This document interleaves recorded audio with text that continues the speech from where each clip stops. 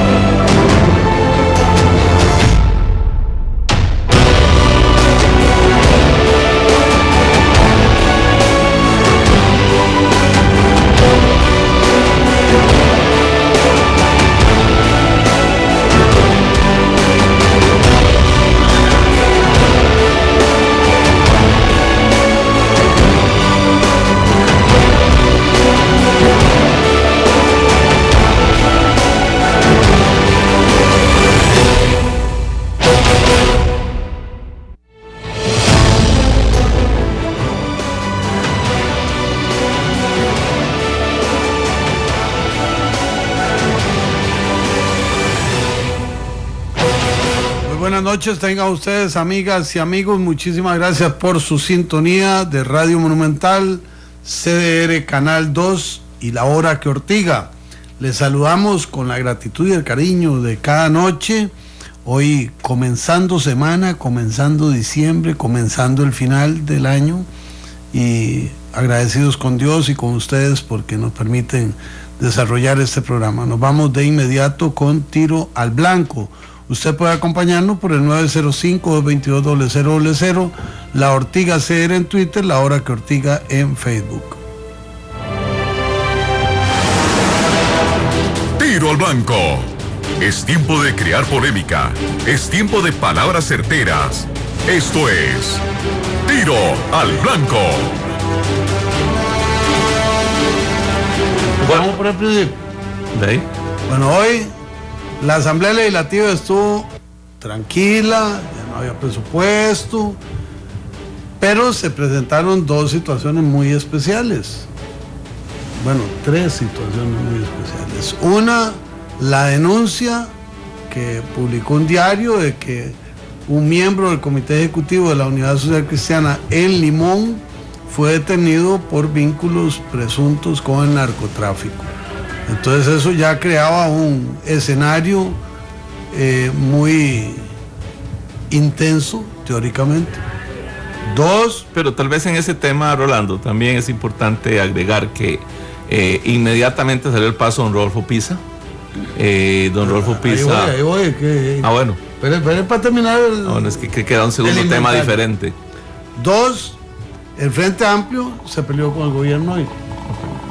Entonces, de pronto, no querían votar el presupuesto extraordinario, ni dejar que se votara, que ellos querían hablar más.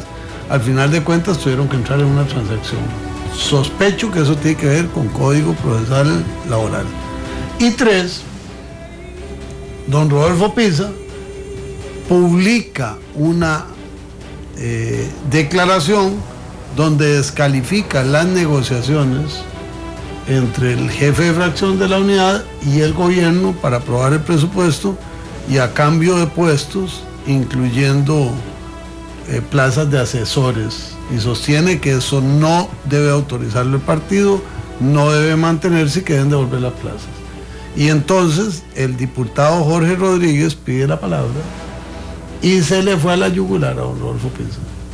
Dijo que a él no lo mandaba a nadie, que Rodolfo Pisa no lo representaba, que no lo había electo, que no había votado por él y por lo tanto él seguiría haciendo lo que él creía que debía hacer. Incluso en su intervención hizo varias manifestaciones importantes. Una que yo creo haberle entendido es que su candidato era Humberto Vargas. Entonces aquí, que había dicho que él podría considerar su candidatura, en el plenario dijo lo contrario. Y la otra que fue muy divertida es que directamente me dijo: yo espero que esto se comente en la hora que Ortiga o palabras parecidas. Entonces hoy el hervidero en el plenario y en las redes sociales tiene marca: Partido Unidad Social Cristiana. Bueno, pero una fractura. Pero lo que quería agregar más bien de Rodolfo Pisa eran dos cosas a eso. Lo primero es que su crítica desde la mañana primero es por el voto de los diputados del PUS en el tema del presupuesto. Primera cosa. O sea, ya no solo el tema de los nombramientos, la negociación con el PAC, sino que se desmarca y dice que le parece una barbaridad que diputados de la Unidad Social Cristiana hayan votado el presupuesto ordinario de la República en la forma en que se votó. E inmediatamente se desmarca del tema de Limón y dice que hay que investigar y que hay que sentar las responsabilidades. Así que a mí me parece que esta es la punta del iceberg. Y me dicen en Limón que la cosa está que arde, porque no es solo ese caso y pareciera que podrían presentarse más casos vinculados a estos temas tan complicados y vinculados a un partido político en el caso de Limón. Así que nada más, ¿verdad? Pongamos la atención porque me parece que es el inicio de un largo proceso de cosas que tienen que ventilarse sin duda alguna porque además tienen un montón de vínculos. Hablan de que hay vínculos que tienen que ver con las luchas contra APM Terminal. Es una cosa complicada este tema de Limón, así que vamos a ponerle atención. Hay un detalle que yo no acabo de entender. Céspedes, el detenido, Pan Blanco, conocido en la farándula limonense como Pan Blanco, fue detenido hace 6 meses. ajá. ¿Y por qué el tema no había trascendido hasta ahora? ¿Cómo es que se manejó ese silencio? Nadie se había dado cuenta, nadie quiso divulgarlo. ¿Qué habrá ocurrido? O que se está investigando, ojo, o que se está investigando. Por cierto, también otro tema que sale en el transcurso de la tarde es que acusaron al presidente del Congreso ante la Fiscalía y a 2 diputados por el nombramiento de la presidenta del PAC en la Asamblea Legislativa. Así que el tema se judicializó, ya no es un tema político del reclamo de Pisa, el reclamo de Liberación, el reclamo del Libertario, sino que ya se judicializó el tema y va a ser la Fiscalía la que determine si hubo nombramientos ilegales. Y otra acusación, ya esa contra todos los diputados, es por las vacaciones de fin de año. Ahora, eso es un tema que se Acción las trae de inconstitucionalidad, la de la Cruz, que no proceden las vacaciones. Y entonces eso no había ocurrido nunca en la historia de la Asamblea Legislativa. Y si cada uno de nosotros juró cumplir y respetar la ley, tiene que... Ahora, Orlando, pero una pregunta, porque a mí me pareció que el argumento de la Emir de la Cruz, yo no sé, hubo un diputado, creo que del Partido de Acción Ciudadana, que dijo que ya eso estaba ventilado por la Sala Constitucional. Yo nunca he escuchado ese argumento, pero yo entendía siempre que efectivamente no había, digamos, periodo de vacaciones de las y los señores diputados, sino que lo que hace el Poder Ejecutivo, negociado con la Asamblea, es no convocar, retirar los proyectos y se resuelve el problema. Pero esta vez como que se hizo ese tema, pero me llamó la atención, creo que el diputado Cambronero dice que hay 2 sentencias de la Sala Constitucional. Bueno, tendrá que sacarlas. Es un tema técnico curioso, porque efectivamente lo que el directorio legislativo sometió a votación fue un acuerdo para que la Asamblea no sesionara el 19 de diciembre, el 19 de enero, que es sumado los días hábiles, son 15, no es un mes, son 15 días, pero estamos en periodo de sesiones extraordinarias, entonces debería ser suspendidas las acciones legislativas por el Poder Ejecutivo. Bueno, y hay un tema que se las trae, yo lo desconocía sinceramente, me enteré hoy, y aquí como uno tiene que dar sus posiciones, ahorita la doy. Se está recogiendo firmas para convocar un referendo para que se permita la exploración y cuidado si no la explotación petrolera. Y hay firmas y va caminando. Y yo quiero decirle una cosa, Rolando, yo estoy de acuerdo.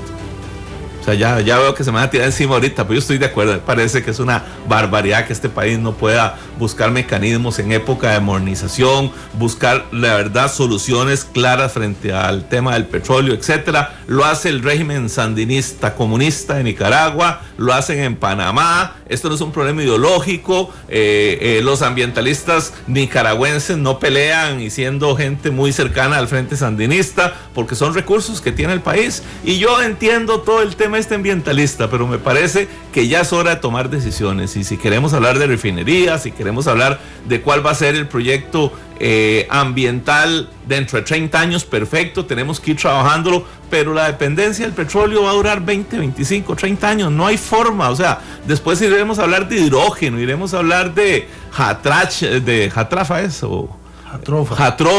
iremos a hablar de gas, etcétera, pero eso se va a llevar su tiempo. Así que un referéndum y así vamos a ir a votar los costarricenses y que decidamos qué hay que hacer en este país en materia petrolera. En otro orden de cosas, la Asamblea Legislativa toma una decisión que a mí, Rolando, sinceramente no me suena. Eso de pedir el Nobel de la Paz para Costa Rica y Japón, sinceramente yo no le veo ni pies ni cabeza. O sea, el Nobel de la Paz a Costa Rica se le hubiera dado cuando don Pepe Figueres disolvió el ejército. Ahora vamos a hablar con nuestro invitado de hoy, pero pedir hoy darle la paz a Costa Rica, yo es que estoy tan enredado con eso, el Nobel de la Paz, que pero dárselo ahora a Costa Rica, que no es la misma Costa Rica de antes, que a pesar de que tenemos diferencias muy marcadas con otros países, tenemos procesos de violencia todavía marcados, tenemos un problema de equidad, de desigualdad, y venir a hablar ahora que le van a dar el Nobel de la Paz a Costa Rica, suena muy lindo. Ay, por supuesto, todos los costarricenses vamos a estar felices. Y si nos dan el Nobel de la Paz va a ser ahí en San Pedro, me imagino que grandes presas ahí para celebrar el Nobel de la Paz. No le veo sentido, sinceramente no le veo sentido. Hoy vengo así como medio negativo, pero yo no le veo ni pies ni cabeza. Costa Rica y Japón. Bueno, la razón es porque Costa Rica fue el segundo país en el mundo que abolió el ejército. Es el tema de esta noche con don Francisco Morales. Y se considera que eso es un elemento histórico de alto mérito.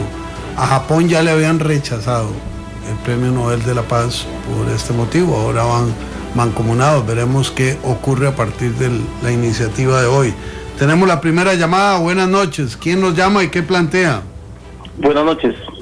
Sí, ¿quién habla? Mi nombre es Rafael Rojas. Adelante, don Rafael. Gracias, don Rolando. No, don Carlos, usted no va a entender el movimiento ambientalista. Para poder entender el movimiento ambientalista hay que estar metido en el tema, hay que conocer el tema. Nosotros, y con todo el respeto del mundo lo digo, por supuesto,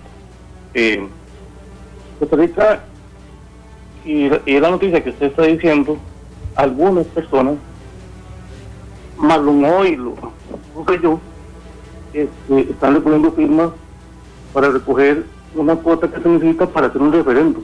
Yo le puedo apostar a usted que el 99% de costarricenses a la hora de votar el referéndum va a votar no a la explotación, a la exploración y menos a la explotación petrolera. Nosotros eso lo tenemos, creo que muy marcado, don Carlos. Limón y sería en la parte de allá, del Caribe y del norte. Tiene como, y el país tiene como, con recursos propios, los recursos naturales propios. Tenemos otro tipo de energía. Nosotros tenemos montañas, don Carlos, que nos se pasa el viento y nada más es de ponerse a producir corriente eléctrica a través de la energía eólica. Para eso Dios nos dio cerros tan altos que tenemos y podemos producir ahí y no tenemos que escarbar ni poner en riesgo el futuro ambiental del país. Miren, más bien yo creo que nuestro modelo de desarrollo, o ese modelo de desarrollo que el país necesita, es lo que tenemos que ponernos a discutir. Yo estoy en contra de la APM Terminal. A mí me parece que poner una terminal de contenedores encima de un humedal, como es el humedal Cariari, digo, porque eso es ahí donde se quiere construir. Es más, ya el Estado costarricense hizo parte de la trocha que une a la Ruta 32 con la Bahía de Moín. Muchas gracias por su llamada. Hemos permitido que sea un poquito más extensa la intervención, pero les pedimos encarecidamente las aplicaciones de La Hora que Ortiga. concreto, directo, respetuoso y ortigoso. En estos días trataremos de invitar a personas que defiendan la misma tesis que está defendiendo el señor para ampliar, porque este es un tema que yo creo que se las trae. O sea, yo tengo mis observaciones a lo que dice, pero esto no es para debatir. Buenas noches, ¿quién nos llama? Buenas noches, Danilo de Heredia. Adelante, don Danilo, ¿qué nos dice? Rápidamente, estoy con Carlos 100% en la exploración y explotación del petróleo. Yo creo que ya es necesario que nos dejemos de charlatanerías y de papistas, de que el ambiente, sí, el ambiente es importante, pero el progreso también. O sea, ¿qué hacemos con naturaleza si tenemos gente muriéndose de hambre? Lo otro, yo creo que, para seguir con lo otro, yo creo que sería el punto 1 junto con Don Carlos para votar a ese referéndum a favor que sí. Y lo otro es que, una pregunta para el tema de la asamblea, no aplica el mismo concepto de la empresa privada, de que después de 50 semanas laboradas son 2 de vacaciones. Muchas gracias. Muchas gracias. No aplica. Los diputados no tienen salario. Veamos que no es una especie de trabajador, como lo ha planteado hoy el diputado Gerardo Vargas del Frente Amplio. Casi cuando lo escuché defendiendo la tesis de las vacaciones, me sonó casi a ser un sindicato de diputados. Lo único que falta, ¿verdad? Yo ya vi una convención colectiva y sindicato de diputados cuando vi el diputado Gerardo Vargas. No, las cosas no es así.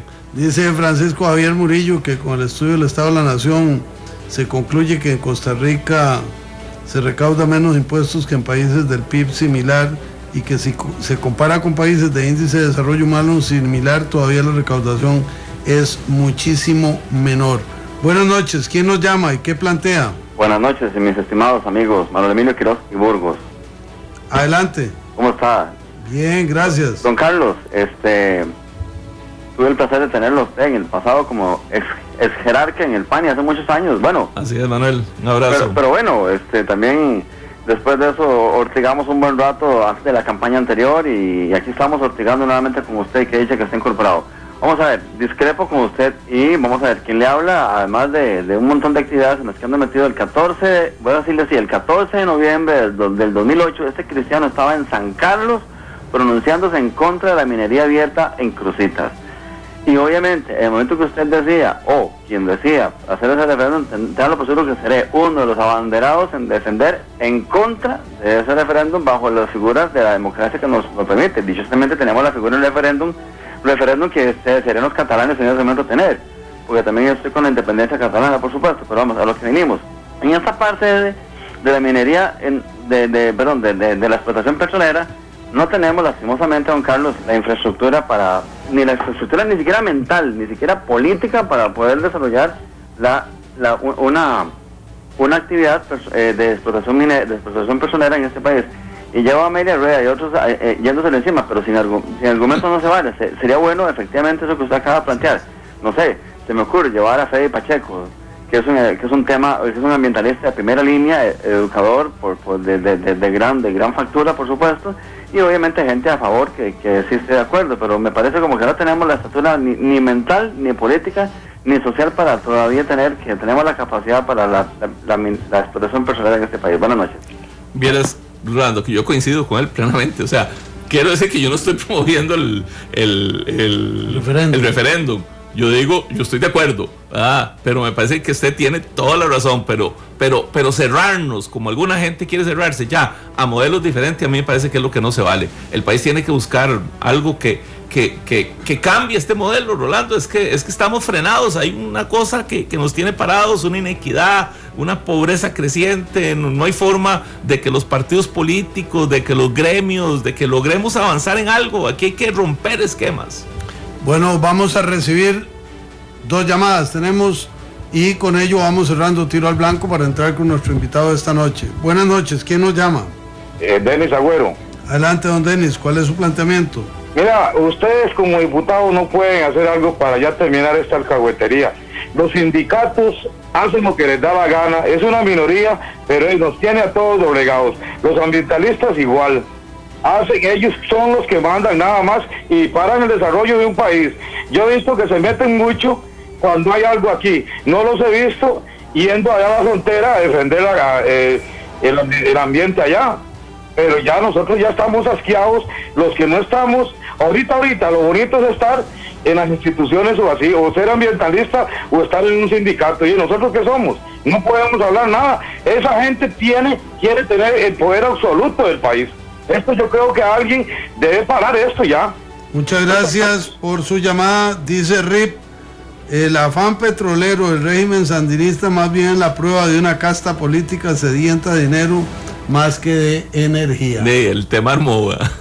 Buenas noches, ¿quién nos habla? Jorge Arturo Fonseca. Don Jorge Arturo, adelante, por favor.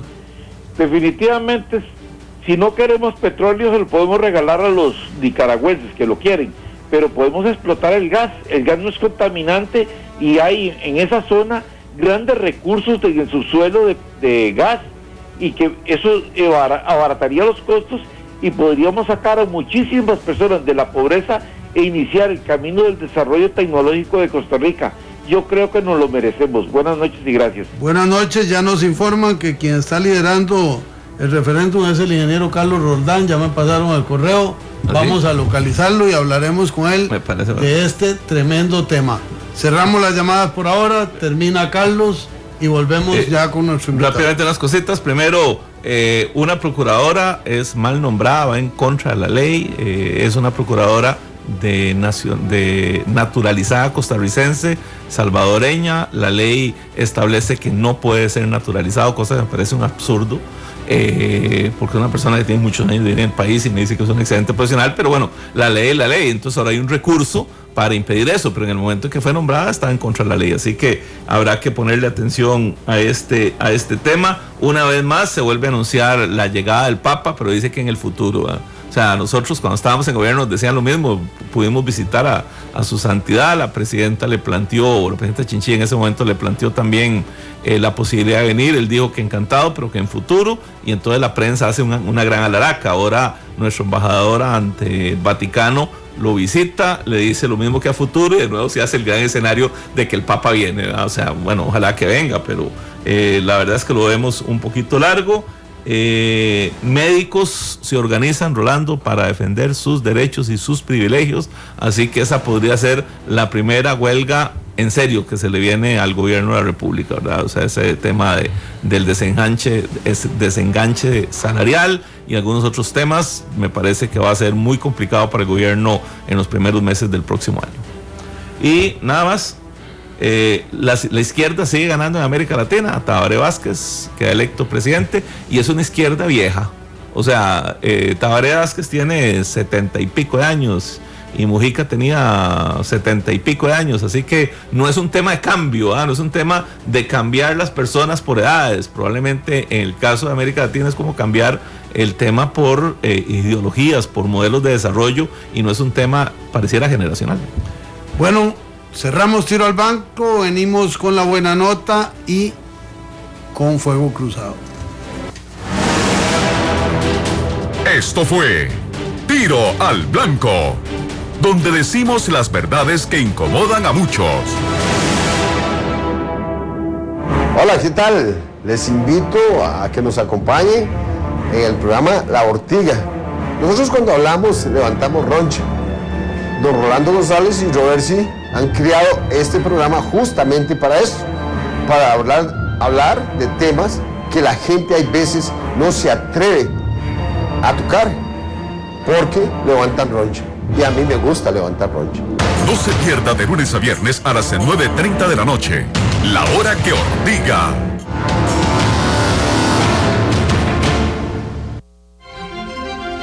Buena nota. Es momento de las noticias positivas.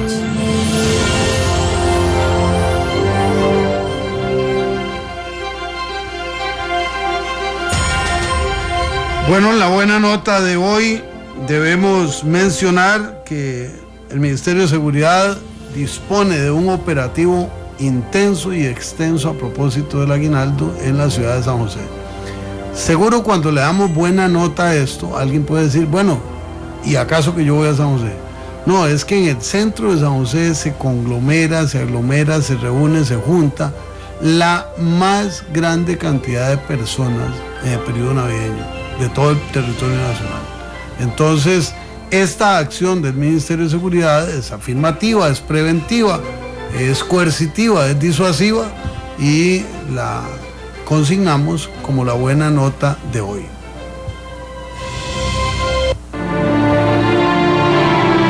Esto fue Buena Nota, donde aplaudimos la importancia de las buenas acciones.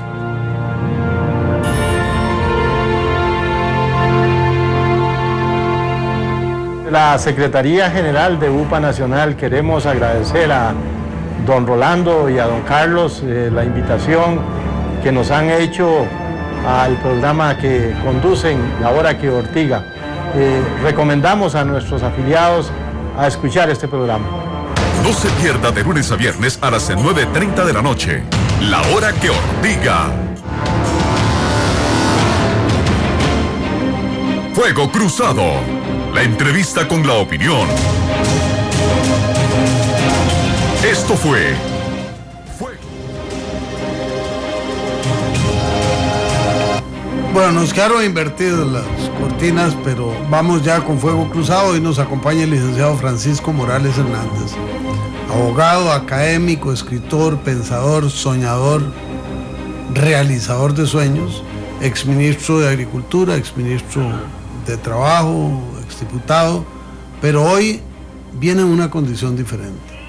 Viene como un conocedor íntimo de la figura de José Figueres Ferrer, que nos heredó hace 66 años la abolición del ejército.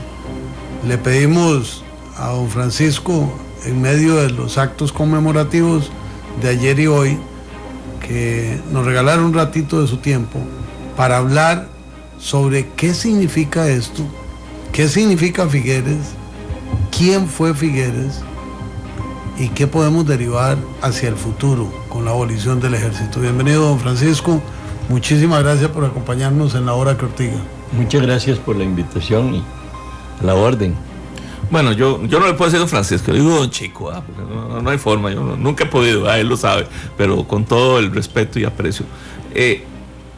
Abolición del ejército, gente que se acredita el tema, entonces, digamos, don Fernando Lara propone el proyecto en la Asamblea Constituyente, se dice que don Pepe no estaba muy claro con el tema de la abolición del ejército, que lo que quería era transformar el ejército en una policía muy profesional y que había visto la policía de Canadá y la de Nueva York, pero que nunca renunció, digamos, directamente a eso. Hay mucha gente metida en el tema, hay mucha bulla, mucho ruido. ¿Cuál es la verdad, don Francisco, de lo que pasó hace 66 años cuando se declara la abolición del ejército?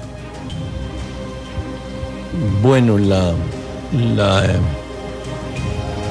abolición del ejército es el 1 de diciembre de 1948.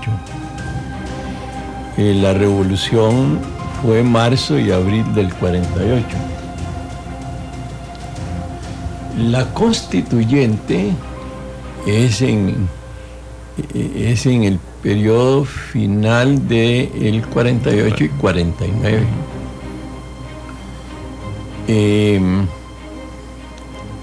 Varias circunstancias intervinieron en el ánimo de don Pepe en este tema. Primero, don Pepe fue un hombre amante de la paz, el que había preparado el país emocionalmente, políticamente, con sus escritos, con su verbo, con su liderato político, y su periódico, el Diario de Costa Rica, había sido don Otilio Ulate Blanco. Y entonces el país estaba preparado, con justicia o sin justicia, tal vez un poquito exageradamente o no, pero el país estaba preparado para seguir al primer costarricense que disparara un tiro. Y eso era. Don Pepe nunca quiso la guerra, la confrontación, la muerte. Quienes conocimos a don Pepe sabíamos que era un hombre inmensamente humano, sencillo, No era un matón, porque a veces se cree que el hombre valiente es un matón. No, los matones son de cantina. Los hombres o las personas o las mujeres valientes no son matones. Él había observado con mucho dolor familiar la Guerra Civil Española. La había sufrido en sus familias, en Cataluña y en España. Horrible fue la Guerra Civil Española. Y todo eso lo había preparado mucho a él sobre la pertinencia, la importancia de mantener ejércitos. Ese era un poco el estado de ánimo de él. Pero hay un hecho que a mí me parece que no se ha analizado y que gravitó mucho en don Pepe. Y era la circunstancia de que se había formado durante la Revolución de marzo y abril un grupo de oficiales jóvenes muy destacados. Cito nombres: Frank Marshall, Edgar Cardona, Renato del Core, Fernando Figuls. ¿Es cierto que le da el cerro de la que tal el ejército de Frank Marshall? No, ahora espérate. Fernando Ortuño, por ejemplo, Miguel Ruiz Herrera, figuras de ese nivel. Vico Stark lo cité. Y entonces don Pepe empezó a observar, eso lo conversamos muchas veces, que era un peligro que esa muchachada, jóvenes, les diera por seguir la tradición latinoamericana de hacer ejércitos. Y hasta llegaron a constituir casino militar, fíjense, un casino militar. Se reunían, hay fotos de estas, yo tengo fotos, se reunían en la antigua cervecería Traube, digamos, yendo como hacia donde está la parada de buses de Limón. Y todos ya empezaban a hacer un casino militar al mejor estilo militarista latinoamericano. Y ahora que hablaban ustedes de privilegios, ¿verdad? Todos los privilegios que se les va formando alrededor de los ejércitos. Esos sí tienen privilegios en América Latina y en el mundo, los ejércitos. Bueno, entonces, los estados mayores, ¿verdad? Porque los oficiales menores no. Para atraer ya licores importados sin impuestos y todo. De manera que el otro factor que pesaba mucho en el ánimo de don Pepe, esto porque lo hablábamos mucho, era que muchos de ellos, empezando por Frank Marshall, tenían mucho liderato, pero no tenían la preparación política para dirigir un país.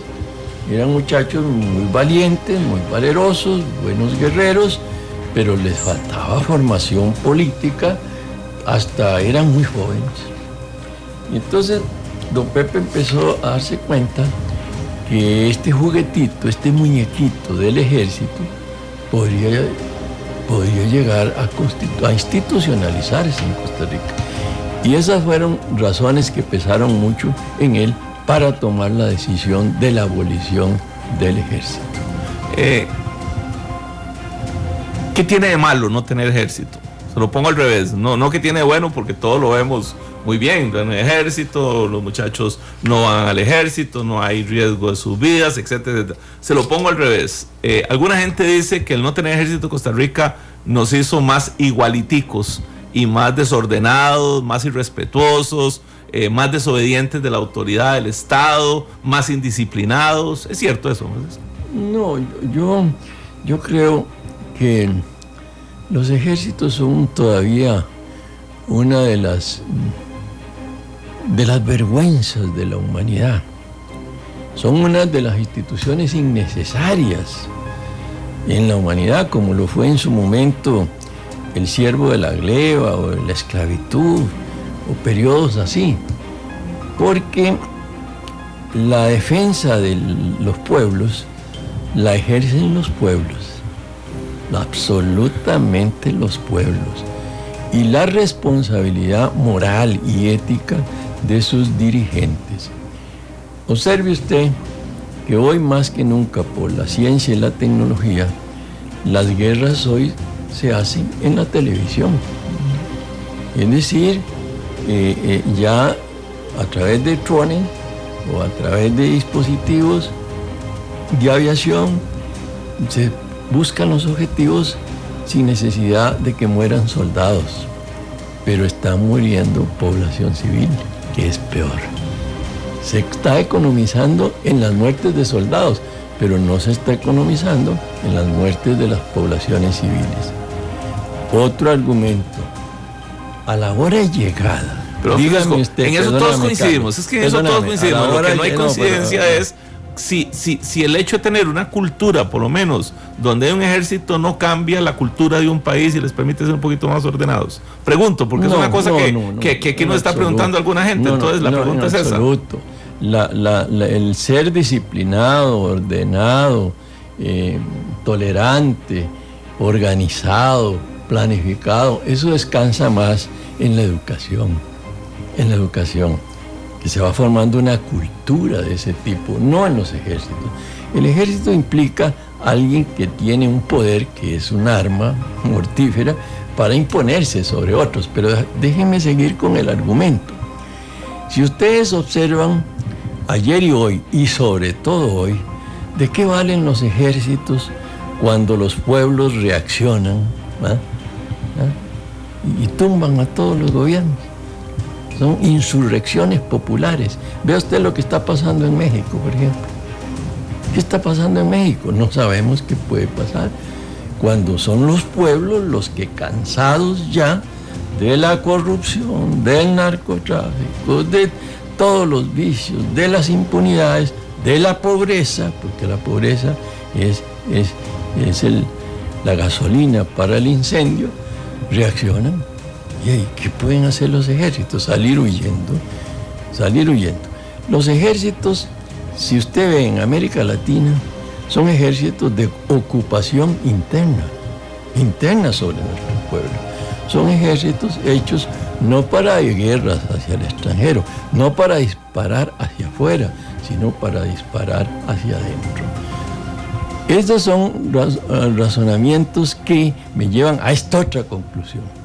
No es cierto, por lo que he estado mencionando, que el ejército sea sinónimo, Carlos y Rolando, de seguridad de los pueblos. No es cierto. Ve usted Estados Unidos, ¿qué país tiene un ejército más poderoso que Estados Unidos? Y vea usted todos los problemas que tiene. Vea usted Colombia, etcétera. De manera que todo esto, lo importante para nosotros es seguir enfrentando problemas que sí son delicados, como por ejemplo el narcotráfico de hoy, que no se puede negar que el narcotráfico tiene más recursos económicos y casi que hasta tecnológicos que lo que tienen países como Costa Rica, por ejemplo. Pero ahí volvemos, don Francisco. Yo entiendo que don Pepe soñaba con una policía especializada. Además, por eso no hay una abolición absoluta del ejército. El artículo constitucional lo que dice es que se suspende, digamos. Hay una policía. Pero don Pepe aspiraba a una policía profesional. Y recuerdo, porque he leído en muchos lados, que había ido a Nueva York y había visto a la policía montada en Nueva York y había visto algo de Canadá y aspiraba eso, pero nunca hicimos nada de eso. O sea, nadie nunca invirtió en seguridad durante 40 o 50 años, hasta hace 2 gobiernos fue que empezó a hablarse de seguridad y por eso en la frontera norte hacen lo que les da la gana. El narcotráfico entraba a este país como les da la gana, porque durante 30 años no se invirtió, don Francisco. Ahí están los datos. No hubo inversión en seguridad. Y entonces, ¿cuál era el interés del país? Carlos, yo viví en Santiago de Chile 5 años, del año 63 al 68, cuando imperaba en el cono sur la tesis de la seguridad nacional. Sí. No, Carlos. No, por eso, pues estamos hablando ya de la policía. ¿Por qué nunca se invirtió en policía en Costa Rica? Lo peligroso que es fomentar estas estructuras militares. No, pero ya no estamos hablando de estructuras. Perdóname. Yo, por ejemplo, adelanto preocupación. Como ciudadano, como costarricense, como liberacionista, adelanto preocupación sobre este tema. Un narcotráfico con mayores recursos que nosotros como país que tienen, pero también me preocupa la proliferación de fuerzas de grupos con armas, sí, claro, ya sean empresas privadas de seguridad privada o ya sean policías municipales. Eso para mí es preocupante, porque esas son expresiones, semillitas, que el día de mañana de cualquiera de estos loquitos se acuartela. Pero voy a lo mismo, Francisco, ¿por qué el presidente Figueres ya en su administración, llamémosle 53, 58, y los presidentes que siguieron dejaron de invertir en seguridad? Por eso mismo se prolifera, porque no hay una policía, no ha habido una policía seria como hasta ahora. Son los últimos 6 años en donde se volvió a invertir en seguridad. Durante 40 y pico años no se invirtió nada en seguridad. No teníamos patrullas, no teníamos patrulleras, no teníamos helicópteros, no teníamos personal preparado. Carlos, ahí no hay un error. Carlos, vamos a ver, no le puedo contestar porque ese tema sí nunca tuve yo oportunidad ni de hablar con don Pepe, ni eso, pero quiero decirles un aspecto. Vean, yo estoy muy metido en los últimos 27 años con 7 o 9 cantones de San José, con motivo del Parque del Bicentenario sobre el río Virilla. Estamos hablando de cantones como Coronado, Tibás, Moravia, partes de Santo Domingo, en donde hay sectores de poblaciones con grandes problemas de pobreza, de hacinamiento, de drogas, de desocupación. Y Carlos y Rolando, miren ustedes, no le pongamos tanta confianza a la seguridad armada, pongámosle más preocupación a esos grupos de personas que no tienen trabajo, familias que no existen, están desorganizadas, no conocen quién fue mi papá ni mi mamá, que viven los inviernos, pero en situaciones inhumanas, que vienen las vacaciones y no pueden dejar que los niños salgan a jugar porque no tienen espacios de recreación, porque no llega un INA, porque no se les capacita, porque no... Es decir, ahí nosotros tenemos, porque yo estoy muy cerca de esas poblaciones, tenemos material explosivo para que en cualquier momento, mis queridos amigos, haya incluso reacciones muy peligrosas para la seguridad. Hay palabra que no me gusta usar. De lo que están hablando ustedes, dice Sergio Segura, don Chico olvida demasiado a don Chico Orlich. Debo decirle que el tema de hoy es abolición del ejército y José Figueres. Dice Mario Alfredo Chavarri Soto, excelente todo lo que está don Chico, eso se llama historia pura. Y dice Pase X Desamparados, ¿qué opinan sobre esto? Y nos pasa una foto de CR Hoy sobre la demanda que interpuso Susan Quiroz a Albino Vargas. En ese tema ya habíamos incursionado oportunamente, y por otro lado nos informa Calet Alvarado que Punta Arenas se quedó sin consejo cantonal de la persona joven por inoperancia de la municipalidad. Entonces, aquí como se vale hablar de diferentes cosas, 905-222-0000 por teléfono, La Ortiga CR por Twitter, La Hora que Ortiga por Facebook. Yo tengo una pregunta, y lo aprovecho porque Mario de Víquez la hace, pero yo hace días ando con ese sinsabor, y se lo hago a un dirigente que, siendo joven, es histórico de Liberación Nacional. Vea lo que es la vida, ¿verdad? Siendo un hombre muy joven por toda la historia que ha tenido, porque empezó realmente, como dijimos, carajillo, ¿verdad? En los 15 años con la invasión del 55. Así es. ¿Por qué en los últimos 6 meses cualquier acto que hace Liberación Nacional pide perdón? Yo no entiendo eso. O sea, no reconocen su obra, sino que a cada rato están pidiendo perdón. Incluso en los actos estos de la abolición del ejército se pide perdón y se dice abandonamos a fulano, abandonamos a tales grupos, etcétera. ¿No es hora de que Liberación también reconozca sus logros? Pregunto. Bueno, yo soy un logrero de Liberación, es decir, yo siempre reconozco las obras de Liberación. Debo decir, Carlos, que por mi formación reconozco la obra por ejemplo, del doctor Calderón Guardia, pero también los aspectos, hablé de don Otilio Late, de don Mario Chán, de don José Joaquín Trejos. Yo casi que hasta disfruto reconociendo en nuestros contendores políticos las cosas buenas que hacen. Miguel Ángel Rodríguez con la Ley de Protección al Trabajador, Rafael Ángel Calderón Fournier cuando nos sugirió hace 40 años al presidente Doleri y yo, que era su ministro de Trabajo, que nos daban los votos de sus diputados a cambio de que se incorporara un capítulo de pensiones al régimen no contributivo de la Caja, una contribución de Calderón Fournier. Pero en el caso de Liberación, yo creo que es un error de algunos dirigentes de Liberación disminuir nosotros.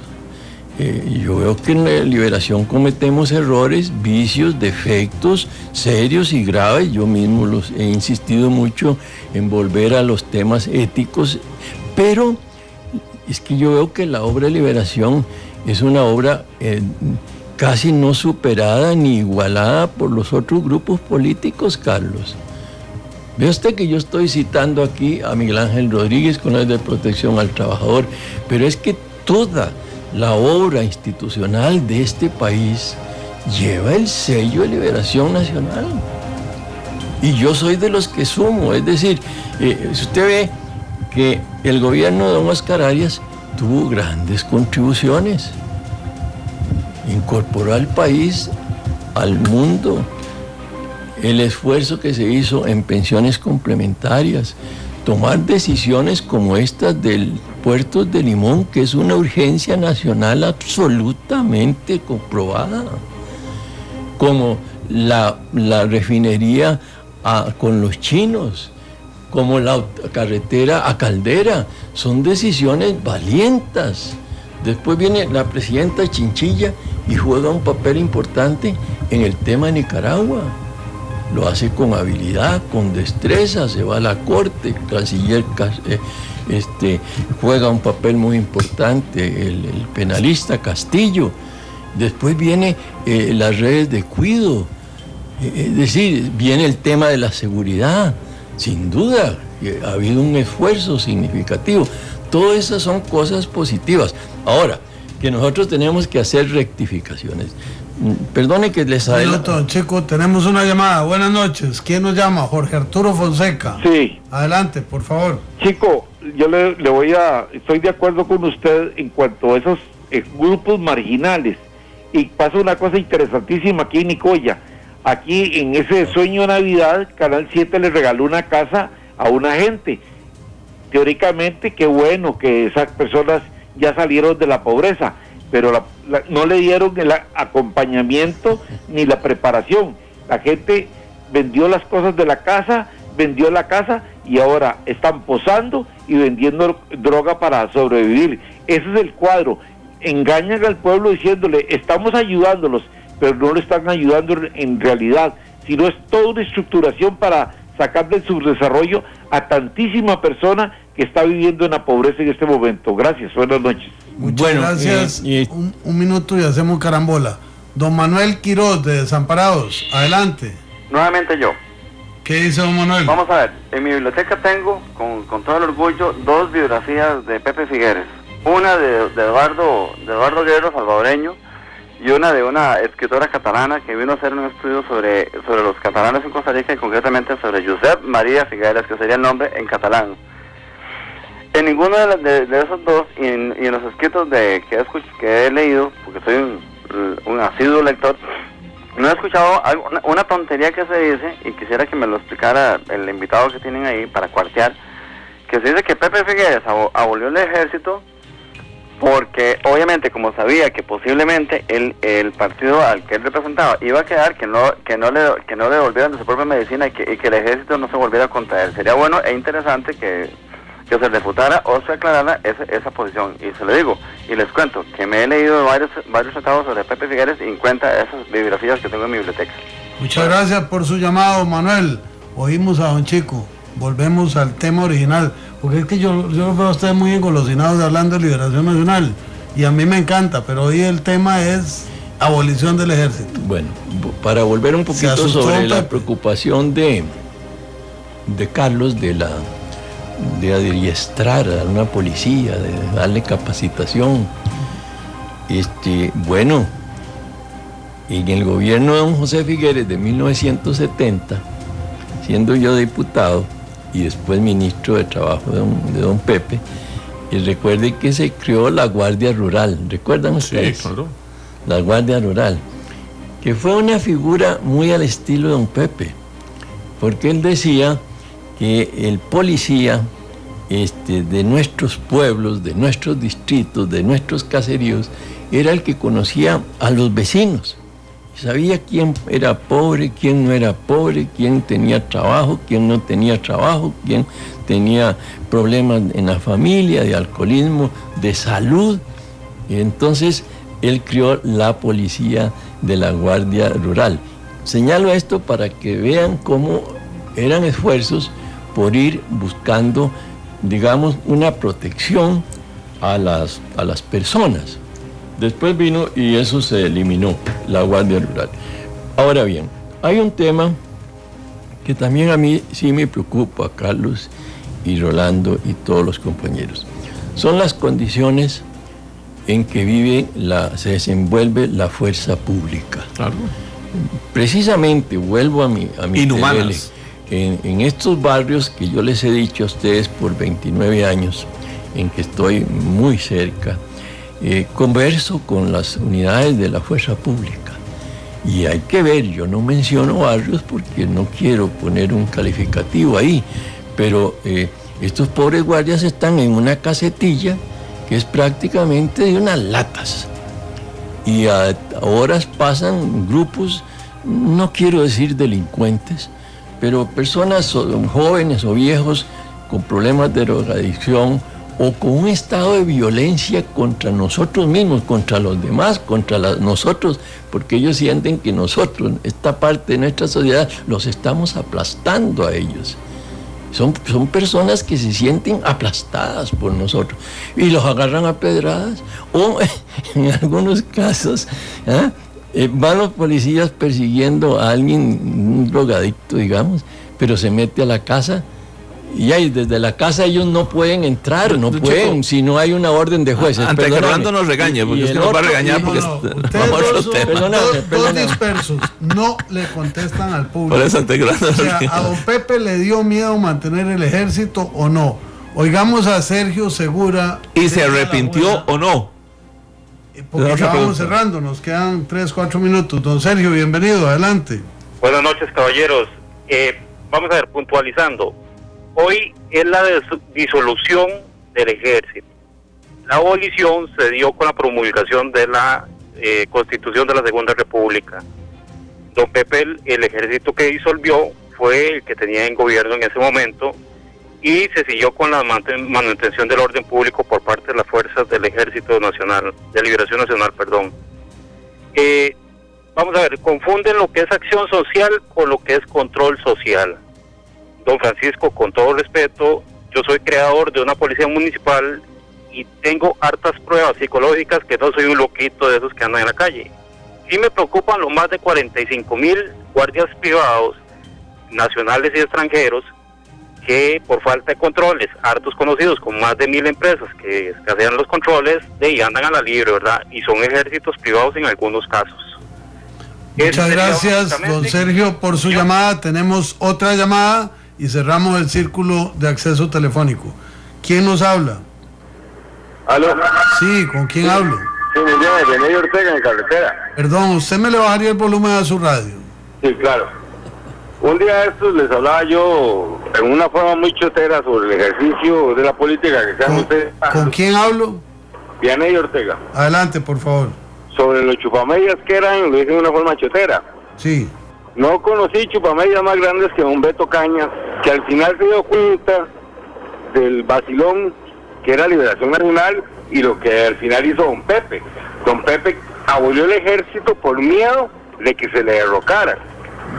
Y en cuanto a lo que hablaba de Chupamedias, don Francisco, usted se llevó el premio más grande. Bueno, muchas gracias. No, que estaba hablando de Chupamedias, entonces ya ahí va con corte parejo. Cerramos el circuito de llamadas telefónicas, oímos a don Francisco. Yo la pregunta le vamos decía cerrando. si se arrepintió o no se arrepintió, porque leo el libro de Testigo de Excepción de Rolando Araya, cuando don Pepe dio una reunión con los sandinistas, estamos hablando ya en el final de su vida, y le dice, ahí todavía tengo una guaquita de armas y se las da a los sandinistas para ayudarles en la revolución. O sea, ¿se arrepintió don Pepe de no tener ejército? No, es que eso es diferente, Carlos. Esa época de la revolución del 48, la primera invasión de Calderón de diciembre del 48, y luego el Cardonazo y el 49 y el 55, los constantes ataques a don Pepe para eliminarlo físicamente, fuera por Trujillo, por Pérez Jiménez o por Somoza. Entonces en ese momento había muchas armas. Don Pepe tenía armas. Marcial Aguiluz ahí en Santana le sobraban las armas, Frank Marshall. Es decir, era frecuente que hubieran personas que tuvieran. Y ahí don Pepe siempre tuvo armas para ayudarle a los amigos a sus aventuras, como se les decía, internacionales. Don Mario Chande llamaba eso las aventuras internacionales de Figueres. De manera que eso era normal en cierta forma. Y efectivamente, las armas de don Pepe son las que le proporciona a Edén Pastora para el asalto al Palacio Nacional de Nicaragua. Armas de Marcial Aguiluz, armas también, ya que estamos en esto, que le dio don Pepe a Fidel Castro para la invasión al Granma y en Cuba. Por cierto que ya al terminar el gobierno de don Pepe en el 58, estaban muchas armas que tenían en el Atlántico, y uno de los encargados de movilizar esas armas y sacarlas, porque estaban ahí y ya llegaba el gobierno de don Mario Chande, ya iba a asumir el gobierno, fue don Yoyo Quirós. Yo, para que usted vea, eso, quiero señalar que eso era normal en esa época. Bueno, vamos cerrando el programa de esta noche. Micael Cajel dice, como sea, que digan que la historia ocurrió, gracias a Dios que somos libres y sin ejército, una nación de paz. Dice don Sergio Segura, bueno, lo que dijo por teléfono, hoy es día de la disolución, la evolución se bueno, en Sergio tiene razón técnicamente. Técnicamente sí, políticamente no. Sí, entonces la conmemoración es política más que jurídica. Y ahí cerramos con los mensajes también. Y debo no leer todo, pero sí compartirles que la Cruz Roja Costarricense nos manda una nota firmada por el licenciado Hidalberto González, gerente general, donde aclara que en el caso de Parrita que comentamos, no eran fondos públicos, sino fondos propios de la institución, que el contrato se hizo en Parrita por el comité local, por una suma de 22 millones que se llevó a juicio. La sentencia fue favorable a la Cruz Roja y a la fecha los imputados y condenados no han honrado lo que les exigió la judicatura, pagando las costas y el principal. Entonces ahí está la aclaración, sigue en la etapa de ejecución de sentencia. Muchísimas gracias. Bueno, amigas, amigos, muchísimas gracias. Muchas gracias a don Francisco Morales por acompañarnos. Muchas gracias en una noche más de la Hora que Ortiga. Mañana nos encontraremos nuevamente. Vamos a hablar de Riteve. Entonces será un tema interesante porque es un tema ortigoso. Cada uno tiene un punto de vista. Nos vamos, que la pasen muy bien.